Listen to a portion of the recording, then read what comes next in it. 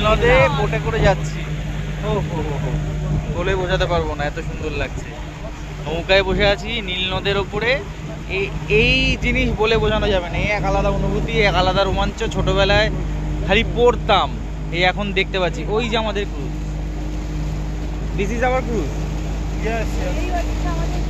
ওই যে আমাদের ক্রুজ দাঁড়িয়ে রয়েছে নীলনদের ওপরে।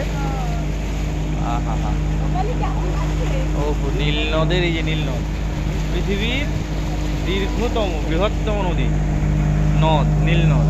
ছোটবেলায় কত পড়েছি, কত কিছু, মানে কত কিছু লিখেছি ইতিহাসের প্রশ্নের উত্তর এই নীলনদ নিয়ে। নীলনদে আজকে নৌকা বোটের ওপর বসে রয়েছি, ক্রুজে উঠতে আমি ভাবতে পারছি না। এই স্বপ্ন আমার কাছে, জাস্ট একটা জীবনের স্বপ্ন পূরণ হলো।